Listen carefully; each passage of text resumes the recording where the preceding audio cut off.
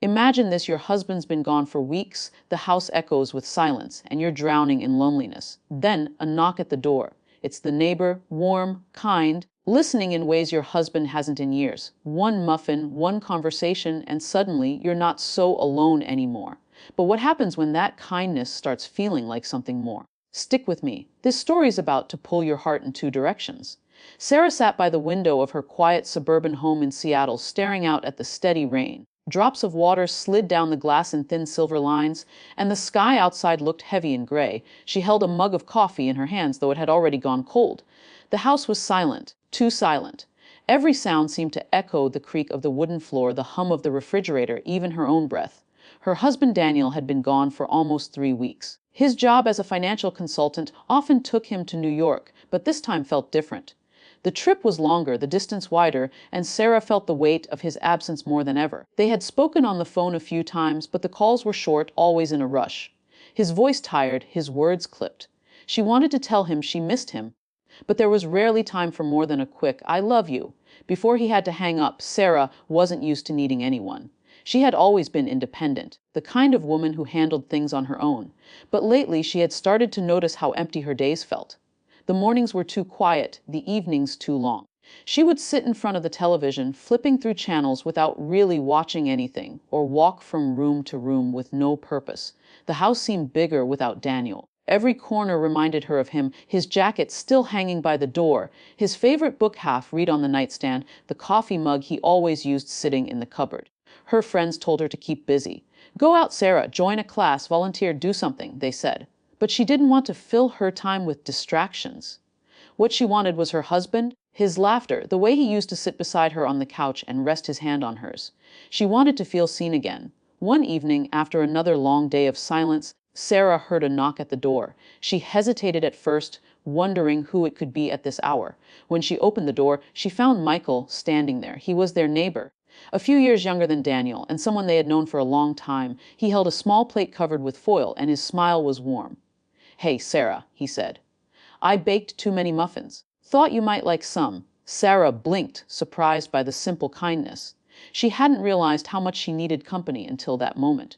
"Oh, thank you," she said, her voice softer than she intended. She invited him in, and they sat at the kitchen table, sipping coffee and eating muffins. At first, the conversation was casual: weather, neighborhood updates, the usual small talk. But slowly, Michael asked how she had been managing while Daniel was away. Sarah found herself opening up more than she expected. She told him about the silence, the long evenings, the loneliness that pressed in on her. Michael listened without interrupting, his expression gentle and understanding. "It's hard," she admitted, her eyes lowering to her mug. "I didn't think I would feel this way, but the house feels so empty." Michael nodded. "It makes sense. Daniel's gone a lot, isn't he? That can't be easy." Sarah looked up at him, surprised by his sincerity.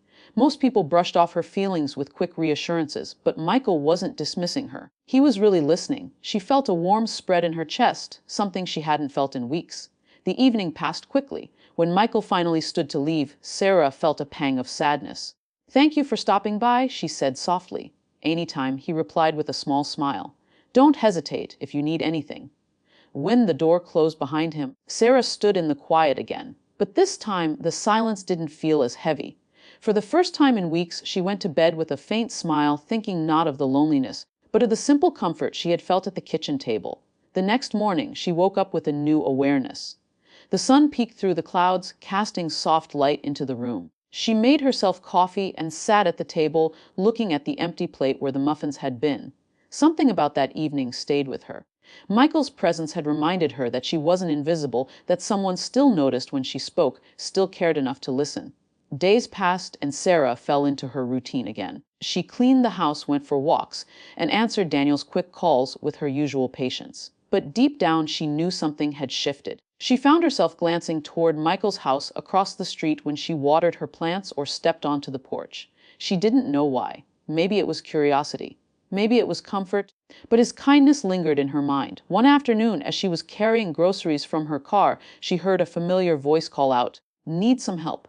Michael jogged across the street with an easy smile. Sarah laughed lightly, embarrassed at how clumsy she looked balancing all the bags. "That would be great," she admitted.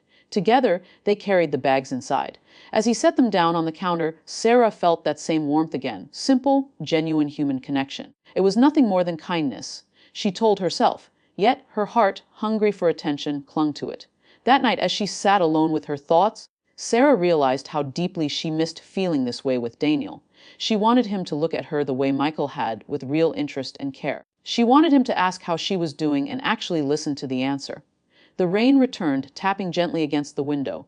Sarah wrapped herself in a blanket and closed her eyes, but her thoughts refused to quiet down. For weeks, she had been drowning in loneliness. But now, with just a few small gestures, something had stirred inside her. She felt alive again, even if she didn't fully understand why. And though she would never admit it, not even to herself, Sarah knew that the silence of her home had changed. It was no longer just emptiness. It was expectation, a quiet waiting for something she couldn't yet name. Sarah noticed that after that first evening, Michael seemed to appear more often. At first, it was small things. He would wave when he saw her outside, stop to ask how her day was, or bring over a book he thought she might enjoy. She told herself it was nothing unusual. Neighbors looked out for each other. But deep inside, she knew there was something different about the way he lingered. It had been another long day of silence when Michael knocked again. This time, he had no muffins. Only a smile and a suggestion. "It's too nice outside to sit alone. Want to go for a walk?" Sarah hesitated. Her first instinct was to say no. But then she thought about the long, empty evening stretching ahead, and before she knew it, she was locking the door behind her. They walked slowly through the neighborhood.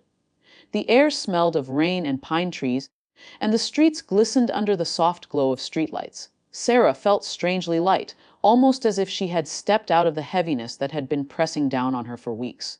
Michael made her laugh with stories about his clumsy attempts at cooking, or the time his dog had dragged him across the park after a squirrel. She laughed harder than she had in months, the sound surprising even herself. When they reached her porch, Michael didn't rush to leave. He leaned on the railing, looking out at the quiet street. He said softly, "You don't have to go through these weeks alone. Sometimes it's good to just talk." His voice was low, gentle, and the way he said it made Sarah's chest tighten.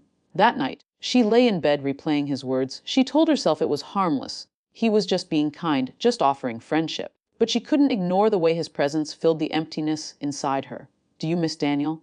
"Yes." But lately, she found herself missing the closeness even more, the closeness Michael had so easily given her in just a few conversations. The next few days blurred into a new rhythm. Michael would drop by unexpectedly, sometimes with fresh coffee, sometimes just to check in. He helped her fix the loose hinge on her back door and carried heavy bags of mulch to the garden without her even asking.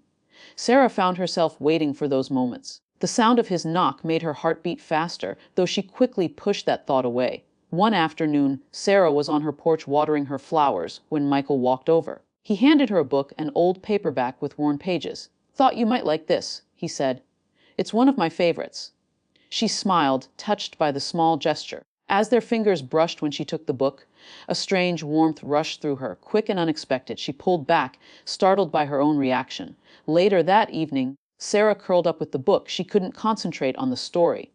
Her mind kept wandering to the moment their hands touched, the way it had made her feel noticed, alive. She closed the book and set it aside, pressing her palms to her face. This wasn't what she wanted. She loved her husband. She had built a life with him. But she couldn't deny the truth. Something inside her was waking up, something she had buried under months of loneliness. The next weekend, Michael invited her to join him for a walk by the lake nearby. The weather was clear, the water calm, and families were out with their children, feeding ducks and laughing. Sarah felt almost normal again, as if life was fuller when she wasn't carrying the silence alone. They sat on a bench watching the ripples on the water. "Daniel is lucky to have you," Michael said suddenly. Sarah turned to him startled. "Why would you say that?" "'Cause you're thoughtful. You notice the small things. Most people don't." His eyes held hers for a moment too long, and Sarah had to look away. She felt a flush rise to her cheeks, a mix of flattery and guilt.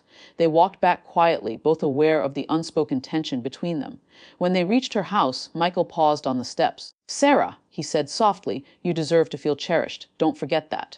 His words sank deep into her heart, staying with her long after he left. That night, Sarah couldn't sleep. She lay awake staring at the ceiling, her thoughts tangled. She tried to remember the last time Daniel had said something like that to her, the last time he had noticed her in that way. The answer hurt more than she wanted to admit. In the days that followed, Sarah carried those words with her. She found herself dressing a little nicer in the mornings, fixing her hair even when she had nowhere to go. She told herself it was just for her, but she knew it was more than that. Every time she caught sight of Michael across the street, every time he waved, her chest filled with something she couldn't name. One evening, she was sitting on her porch when Michael joined her. The sky was painted in streaks of orange and pink, the air cool and soft. They sat in silence for a while watching the sunset. Then Michael turned to her, his voice quiet. Do you ever feel like life just slips by when no one really sees you? Sarah swallowed hard, the words cut too close to the truth. Yes, she whispered. For a moment, neither of them moved. The silence between them was heavy, not empty like before, but charged with something unspoken. Sarah's heart pounded in her chest. She knew she should pull back, set clear boundaries, but she didn't move. When Michael finally stood to leave, Sarah felt her breath catch, as though something important had been left unsaid. She watched him walk back to his house, the fading light casting long shadows across the street. That night, Sarah sat by the window again, staring at the rain that had returned. But this time, the loneliness was not the same. There was something else now, a spark, a longing, a dangerous awareness that she couldn't ignore. And deep inside, she knew her life was slowly changing in ways she hadn't planned. Sarah's days had begun to blur into a strange mixture of routine and anticipation. She went to work, ran errands, and kept her home in order, but her mind often wandered back to Michael. She tried to tell herself it was harmless. He was just a neighbor, a friend. But she couldn't deny the flutter she felt whenever he appeared. It wasn't just friendship anymore. It was something deeper, a connection she hadn't realized she had been craving. Her evenings became the hardest. Daniel was still away and his calls remained short and distant. He would ask the usual questions: how her day was, if she had eaten, if everything at home was fine. But there was none of the warmth, the curiosity, the laughter that she remembered. She missed the way he used to notice the little things: the new haircut, the way she smiled at a silly joke, the subtle tension in her shoulders after a long day. Now, the calls felt like obligations, quick check-ins rather than genuine connection. Michael, on the other hand, was there in the spaces Daniel had left empty. He brought coffee when she had too many chores, stayed to help her carry groceries, and somehow made her feel seen. Sarah found herself waiting for those moments, planning her days around the possibility of seeing him. When he smiled at her, she felt a warmth that was hard to describe, something that made her heart ache and her mind spin at the same time. One evening, as they sat on her porch watching the sunset, Michael spoke quietly. "You deserve happiness, Sarah," he said. "Not just moments, real happiness." His words hit her harder than she expected. She looked at him, noticing the way his eyes softened when they met hers, and a rush of emotion flooded her chest. She tried to pull away, to remind herself that she loved Daniel, that she had made vows, that this was wrong. But it wasn't that simple. Later that night, Sarah lay in bed staring at the ceiling. The room was dark except for the faint glow from the streetlights outside. She thought about Daniel, about the life they had built together, about the promises they had made. And then she thought about Michael, the small acts of kindness, the laughter, the comfort she had felt in his presence. She felt a confusing mix of guilt and longing, a pull between loyalty and desire. Her heart seemed to be split in two, and she didn't know which side to listen to. The next morning, she wrote a letter to Daniel. She poured out everything: the loneliness, the longing, the frustration, the fear that they were drifting apart. She wrote about how much she missed feeling noticed, truly seen, and how she struggled to stay connected across the distance. But when she finished, she folded the letter carefully and placed it in the drawer without sending it. She wasn't ready to confront him yet. She wasn't sure if she could bear the response. Days passed, and Michael continued to appear in her life. He would bring small gifts, books, flowers, sometimes just his presence. He would listen to her talk about her day, about her feelings, about the emptiness she was struggling with. Sarah began to notice how his attention made her feel alive in a way she hadn't felt in months. She laughed more freely. She felt lighter. And she began to see herself in a new light, someone who deserved care, attention, and warmth, yet guilt lingered. Every time she smiled at Michael, every time her heart raced when he was near, she reminded herself that she was married, that Daniel was the man she had promised to love. She told herself she wasn't doing anything wrong, that these were just human emotions, natural reactions to loneliness. But deep down, she knew the lines were blurring. She was allowing herself to feel something for someone else while still loving her husband, and the contradiction tore at her. One evening, as Michael helped her fix a broken fence, Sarah felt a sudden wave of closeness. They worked side by side, their hands brushing occasionally, and she felt a jolt each time. She told herself it was just a touch, just a coincidence. but her heart betrayed her. She had started to crave these moments, to feel comforted by his presence in a way she hadn't realized she needed. That night, Sarah couldn't sleep again. She replayed every word Michael had said over the past weeks, every laugh they had shared, every gentle look. She also thought of Daniel, how distant he had been, how she longed for him to reach out with real attention, not just a routine call. The contrast made her ache. She knew she had a choice to make, but her heart wasn't ready to decide. The tension built inside her until she found herself standing on her porch late one night, staring at Michael's house across the street. The porch light was on, and she imagined him there, thinking about her, noticing her absence. She felt a strange combination of hope and fear, knowing that what she was feeling was dangerous, but also irresistible. Over the next week, Sarah's emotions were a storm. She would laugh and feel light with Michael in the afternoon, then curl up in bed at night feeling guilty and torn. She realized she was at a crossroads. Her heart was awake, but it was awake to two people in two different ways, one who had always been there, steady but distant, and one who had appeared suddenly, offering attention, warmth, and understanding. Sarah knew she couldn't keep pretending everything was simple. She had to confront the truth inside her. She had to face the longing that had grown in her heart, the loneliness that had driven it, and the love she still held for Daniel. It was terrifying because she didn't know what it would mean for her marriage, for her life, for her sense of self. But she also knew she couldn't ignore it. One night, she sat with Michael in her living room, the rain tapping softly against the windows. The room was quiet, but the air was heavy with unspoken words. Michael reached for her hand briefly, a gesture so simple but so meaningful that Sarah's breath caught.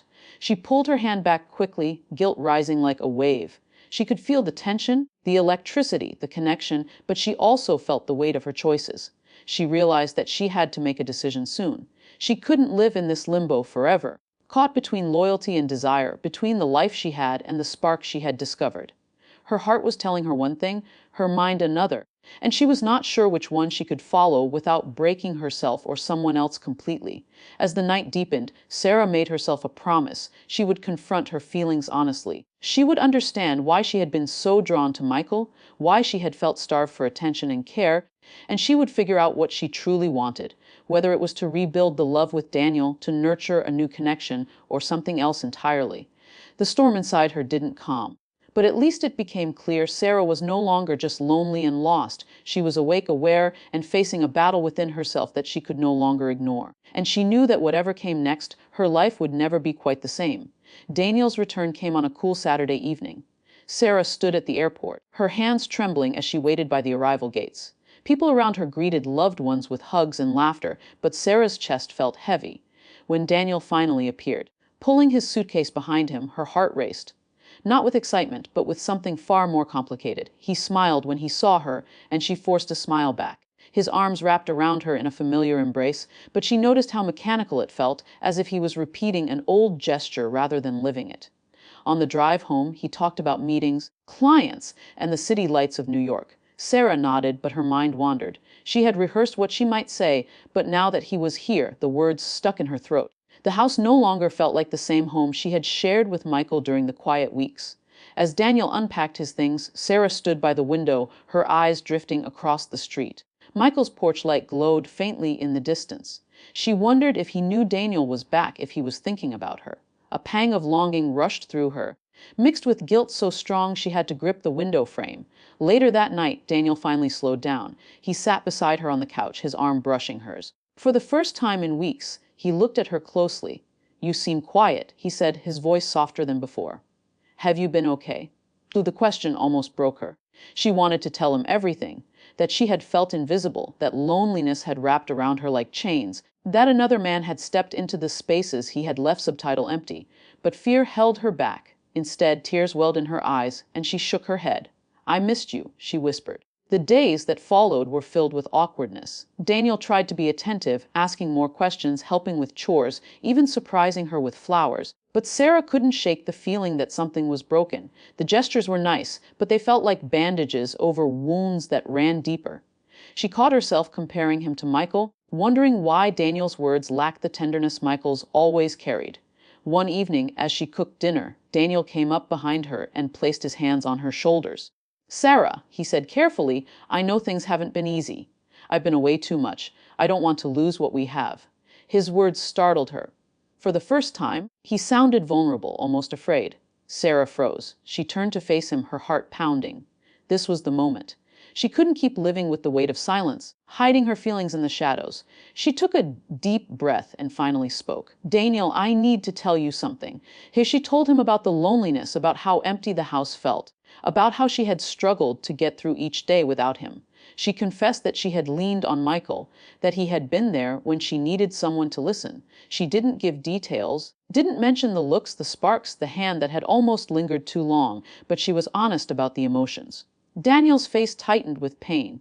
He stood in silence, his jaw tense, his eyes filled with hurt. Sarah braced herself for anger, but instead he sank into a chair and put his head in his hands. "I should have been here," he said finally, his voice cracking. "I let work take everything from us. I left you alone when you needed me most." Tears streamed down Sarah's cheeks. She hadn't expected this. She had prepared herself for anger, maybe even rejection, but not for remorse. She knelt beside him, placing her hand over his. "I don't want to lose us either," she whispered. "But I can't keep living like we're strangers." That night they talked for hours.